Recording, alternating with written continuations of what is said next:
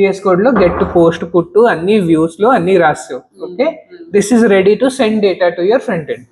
ఇక్కడ నువ్వు front end రాసుకున్నావు. ఫ్రంట్ ఎండ్ లో నువ్వు అన్ని హ్యాండిల్ చేయడానికి రాసుకున్నావు, మ్యాప్ ఇవన్నీ ఫంక్షన్స్ రాసుకున్నావు, HTML రాసుకున్నావు, JSX రాసుకున్నావు. ఆ కనెక్షన్ ఎట్లా అని అడుగుతున్నావు.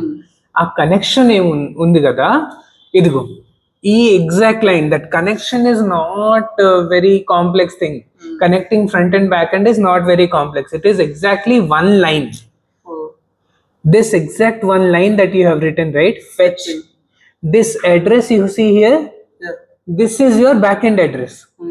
This exact line, this exact point is connecting your front end to back end. Where have you written this fetch?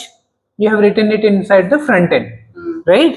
This is front end lo rasavu or దేన్ని refer చేస్తున్నావు? ఇక్కడ నీ సర్వర్ ఉందా, నీ బ్యాక్ ఎండ్ సర్వర్ ఉందా, దాని యొక్క address ని నువ్వు రెఫర్ చేస్తావు.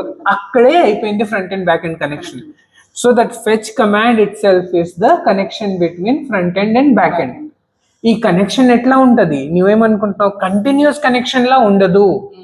నీకు రిక్వెస్ట్ పంపింగ్ when you have something to ask from back end, only then you will connect. So fetch అనేది నాకు కావాలి, అప్పుడు వెళ్ళి తీసుకొస్తావు. సో ఈ ఫెచ్, ఆ కనెక్షన్ ఏంటంటే అంతా ఈ ఫెచ్ అంతే, ఇంకేం లేదు కనెక్ట్ చేయడానికి. సో ఫెచ్ నుంచి కనెక్ట్ అవుతుంది.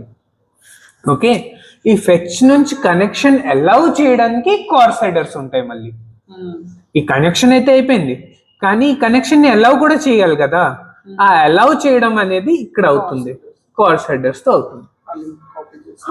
లేకపోతే ఎవరైనా అలా కనెక్ట్ అయిపోతారు.